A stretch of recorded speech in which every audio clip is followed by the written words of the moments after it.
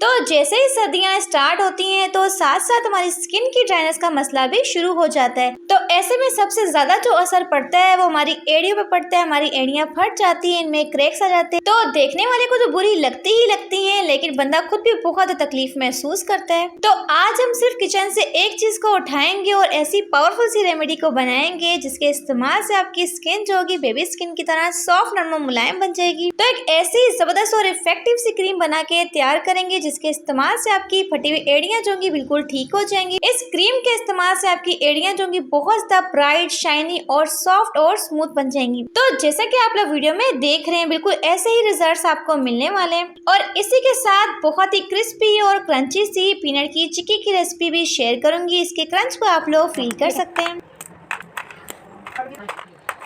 और इसी के साथ बहुत ही मजेदार और इंटरेस्टिंग सी टिप्स एंड ट्रिक्स भी होंगी आज की इस वीडियो में। तो चलते हैं जनाब, वीडियो को स्टार्ट करते हैं। तो सबसे पहले आपको चाहिए इसके लिए एक अदद कैंडल। यहाँ पे आप लोग चाहे तो कैंडल की क्वांटिटी को डबल भी कर सकते हैं, चाहे तो 2 ले लें, चाहे 3 ले लें। तो अब आपने इसमें शामिल करना है जी 2 टेबलस्पून नारियल का तेल। जी हाँ, कोकोनट ऑयल आपने शामिल करना है। तो जैसा कि आप लोग जानते हैं कि कोकोनट ऑयल जो होता है नेचुरल मॉइस्चराइजर है हमारी स्किन के लिए। हमारी जो फटी हुई एड़ियाँ होती है, हमारी स्किन के अंदर जो रफनेस होती है, ड्राइनेस होती है, तो नारियल का तेल करता क्या है, जो हमारी स्किन के अंदर ड्राइनेस और रफनेस को डीपली जाके मॉइस्चराइज करता है और हमारी फटी हुई एड़ियों को बिल्कुल सॉफ्ट, नरम और मुलायम बनाते हैं। तो एक ऐसी पावरफुल और इफेक्टिव सी रेमेडी शेयर कर रही हूँ, यकीन जाने सिर्फ 1 से 2 मरतबा के इस्तेमाल से आपको वाज़ा तौर पर इसके रिजल्ट्स मिलेंगे। आपकी फटी हुई एड़ियाँ बिल्कुल सॉफ्ट, बच्चों की तरह नरम और मुलायम बन जाएंगी। तो आप लोग चाहें तो 4 टेबलस्पून यहाँ पर सरसों के ऑयल का भी इस्तेमाल कर सकते हैं, लेकिन सरसों का ऑयल जो होता है इसकी स्मेल जो होती है ना काफ़ी लोगों को पसंद नहीं होती। तो इसीलिए मैंने इसमें 2 टेबलस्पून नारियल का तेल डाला है और 2 टेबलस्पून मैंने इसमें सरसों का तेल डाला है। तो अगर आप लोग चाहें तो इस रेमेडी को सिर्फ और सिर्फ नारियल के तेल के साथ भी बना सकते हैं। सरसों का तेल डालना बिल्कुल भी ज़रूरी नहीं है।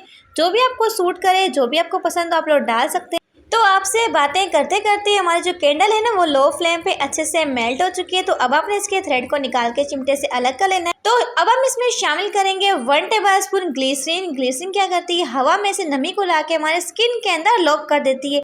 और ग्लिसरीन के इस्तेमाल से आपकी स्किन के अंदर फटी हुई एड़ियों के अंदर एक स्मूथनेस आएगी। आपकी एड़ियाँ जो होंगी बिल्कुल सॉफ्ट, नरम और मुलायम बन जाएंगी। अगर अभी तक आपने चैनल को सब्सक्राइब नहीं किया तो जनाब जल्दी से चैनल को सब्सक्राइब भी कर दें और साथ ही वीडियो को लाइक भी कर दें। तो तमाम चीज़ों को डालने के बाद अपने साथ साथ अपने इसकी मिक्सिंग करते रहना है। यहाँ पे अपने चम्मच को रोकना नहीं है। तो अब हम इसमें शामिल करेंगे 1 टेबलस्पून आलमंड ऑयल। अगर आपके पास बादाम का ऑयल नहीं है तो आप लोग चाहें तो विटामिन ई के 2 कैप्सूल भी शामिल कर सकते हैं। या फिर अगर आपके पास विटामिन ई का कोई ऑयल पड़ा हुआ है तो वो भी आप लोग इसमें शामिल कर सकते हैं। तो क्या आप लोग जानते हैं कि बादाम के तेल की वजह से आपका रंग तो गोरा होता ही है, लेकिन तो जो हमारी स्किन के डेड सेल होते हैं उन्हें रिपेयर करने के लिए भी बहुत ही बेस्ट काम करता है और साथ साथ एक नई स्किन बनाने के लिए भी अहम किरदार अदा करता है।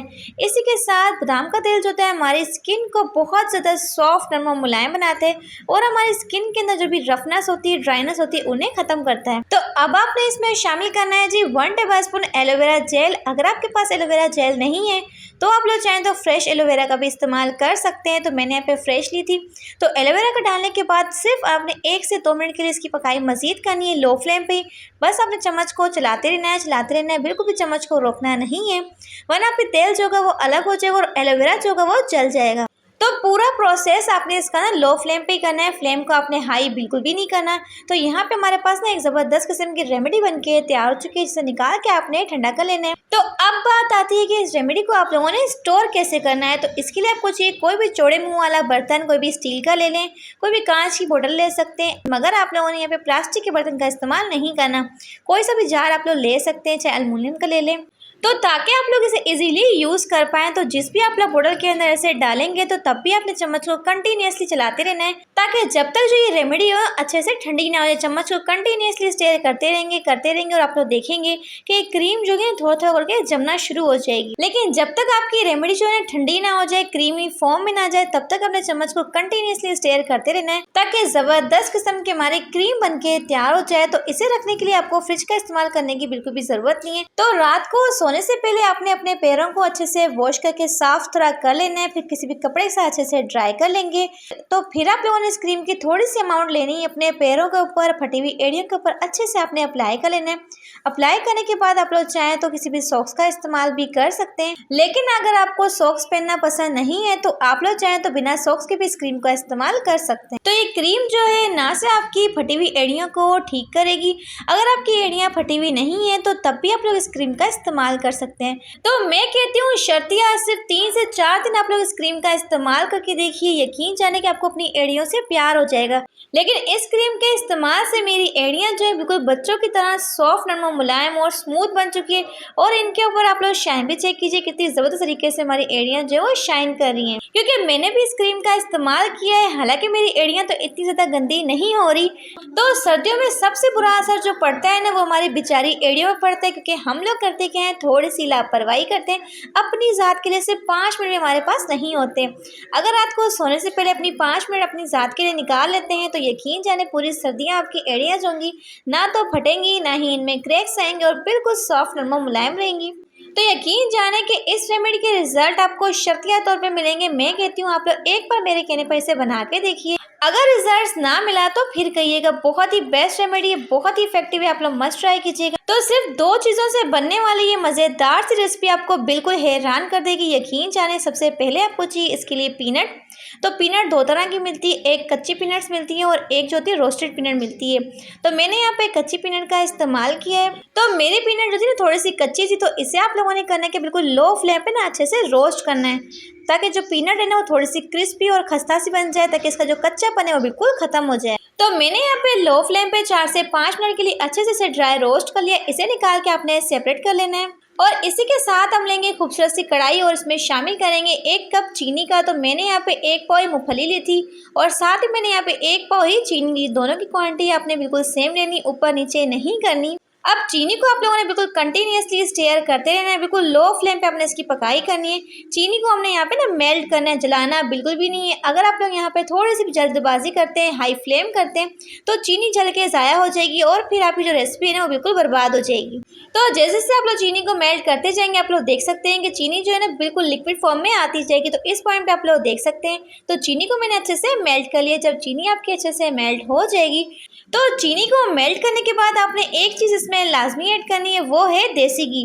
हाफ टेबल स्पून देसी घी डालेंगे और अगेन आपने अच्छे से मिक्स कर लेना है।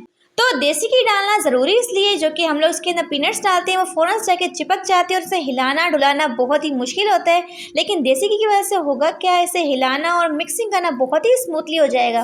तो फिर हम इसमें डाल देंगे रोस्टेड की हुई अपनी पीनट्स और अच्छे से आपने अगेन इसकी मिक्सिंग करनी है। सिर्फ 1 मिनट के लिए आपने पकाना है और फ्लेम को आपने ऑफ कर देना और अगेन आपने इसकी मिक्सिंग करते जाना है। तो पीनट्स को डालने के बाद आपने सिर्फ और सिर्फ 1 मिनट ही इसकी पकाई करनी है, फिर चूल्हे को बंद कर देना है। अगर आप लोग कंटिन्यूसली चूल्हे के ऊपर से पकाएंगे तो आपके सारे के सारे पीनट्स जो होंगे वो जल के ज़ाया हो जाएंगे। तो अब आप लोग चाहें तो कोई भी कटिंग बोर्ड ले लें, या फिर आप लोग चाहें तो चकले बेलने के ऊपर अच्छे से ऑयल को ग्रीस कर लेंगे।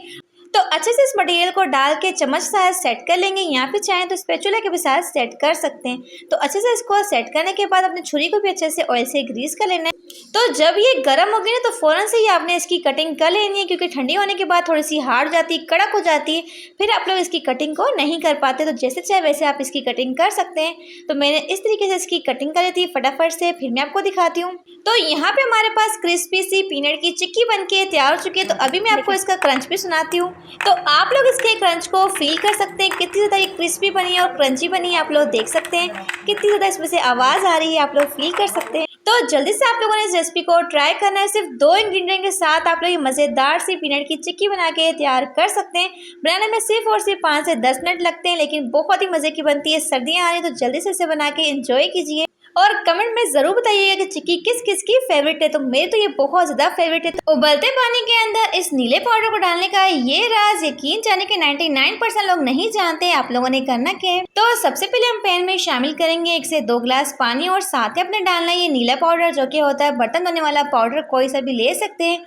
तो अगर आपके पास बर्तन धोने वाला पाउडर नहीं है तो आप लोग हाफ टेबल स्पून सर्फ का इस्तेमाल करेंगे और साथ ही हम इसमें शामिल करेंगे half table spoon baking soda, जिसे डालते ही जबरदस्त किस्म का रिएक्शन होगा। तो अक्सर हमारे स्टील के चम्मच जो होते हैं वक्त गुजरने के साथ साथ ये मध्यम पड़ जाते हैं, ब्लैक हो जाते हैं। तो इनकी शाइन को वापस लाने के लिए इस पानी के अंदर डाल के 5 से 10 मिनट के लिए इसे पकाएंगे लो टू मीडियम फ्लेम पे। तो चम्मच को यहाँ पे रखे हुए 5 से 10 मिनट हो चुके हैं। तो मैं अभी आपको निकाल के दिखाती हूँ इसके शानदार किस्म के रिजल्ट। तो अब चम्मच को ना ही आपने रगड़ना है ना ही मेहनत करनी, बस निकाल के आपने सादे पानी के साथ वॉश कर लेना है। तो यहाँ पे आप लोग इसके मैजिकल रिजल्ट्स देख सकते हैं कि वही चम्मच है जो कि मध्यम पड़ चुके थे, काले हो चुके थे, लेकिन जबरदस्त किस्म की शाइन आ चुकी है। यकीन जाने कि इस तरीके से चम्मच को वॉश करेंगे तो बहुत ही आपको कमाल के इसके रिजल्ट्स मिलेंगे। अब रुकिए रुकिए, इस पानी को भी आप लोगों ने बिल्कुल भी ज़ाया नहीं करना, बल्कि आप लोग चाहें तो इस पानी से अपने घर के गंदे तरीन दरवाज़ों को भी साफ कर सकते हैं। तो अक्सर हमारे घर के दरवाज़ों के ऊपर बहुत ज़्यादा धूल मिट्टी आ जाती है, या फिर ऐसा होता है कि बहुत ज़्यादा जल्दी दाग धब्बे पड़ जाते हैं। तो इसी लिक्विड के साथ आप लोग चाहें तो अपने घर के दरवाज़ों को भी चमका सकते हैं। ना सिर्फ दरवाज़ों को बल्कि किचन की गंदी से गंदी टाइल्स और मार्बल्स को भी साफ कर सकते हैं। तो पहले आप लोगों ने इस लिक्विड के साथ दरवाज़ों को अच्छे से साफ करना है, फिर सादे पानी से कपड़े को वॉश करके अगेन हम लोग दरवाज़ों को साफ कर लेंगे।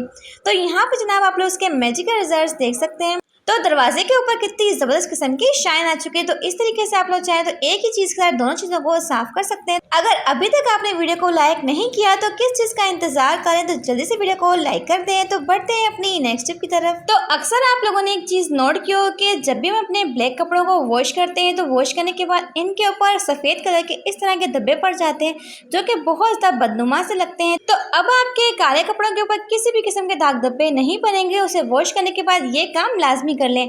पानी के अंदर आपने शामिल करना है थोड़ा सा नमक, और साथ ही आपने शामिल करना है इसमें कपड़े धोने वाला नील, चाहे पाउडर फॉर्म में ले लें चाहे लिक्विड फॉर्म में ले लें। फिर कपड़ों को वॉश करने के बाद आपने एंड पे ये काम लाजमी करना है। तो आपके काले कलर के सूट हो, चाहे वो जेंट्स के हो या फिर लेडीज़ के हो, आपने करना क्या है, इस पानी के अंदर इसे डिप करके रखना है 5 मिनट के लिए, और 5 मिनट के बाद आपने इस काले सूट को इस पानी में से निकाल के निचोड़ लेना है। और जब आप लोग इस कपड़े को ड्राई करेंगे ना, यकीन जानिए किसी भी किस्म का कोई दाग धब्बा जो का वो नहीं बनेगा। मैं आपको लाइव प्रूफ दिखाऊंगी। तो मैंने इस काले कपड़े को ड्राई करने के लिए रख लिया है। तो अब आप लोग यहाँ पे देख सकते हैं, तो ये वही शलवार जिसके ऊपर सफ़ेद कलर के दाग धब्बे थे, लेकिन अब आप लोग देख सकते हैं किसी भी किस्म के कोई दाग धब्बे नहीं बने। तो मैं हमेशा करती क्या हूँ, ब्लैक कपड़ों को वॉश करने के बाद या नील के अंदर डिप लाजमी करती हूँ। तो ये बहुत ही बेस्ट टिप है। तो बढ़ते हैं नेक्स्ट टिप की तरफ। अब सूखी रोटी खाने के इतने हैरत अंगेज फायदे जानकर आप लोग हैरान रह जाएंगे। नॉर्मली हम लोग सालन के साथ तो रोटी को खाते ही हैं, लेकिन सूखी रोटी के फायदे जानकर आप लोग बिल्कुल हैरान रह जाएंगे। आप लोगों ने करना क्या, तो कुछ हमारे प्यारे फैमिली मेंबर्स जो होते हैं हमसे दूर होते हैं, तो वो हमें इतना ज़्यादा याद करते हैं कि हमें इतनी ज़्यादा हिचकी लग जाती है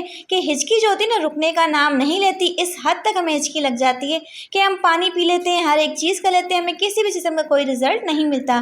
तो जल्दी से आप लोगों ने एक रोटी पकानी और सूखी रोटी आप लोगों ने खा लेनी है। यकीन जाने कि सिर्फ 1 से 2 निवाले आप लोग लेंगे ना, आपकी हिचकी जो कि फौरी तौर पे रुक जाएगी। तो जब मेरे भाई को हिचकी लगी थी, यकीन जाने कि हिचकी रुकने का नाम नहीं ले रही थी, फिर हम लोगों ने क्या किया, सूखी रोटी बना के उसे खिलाई।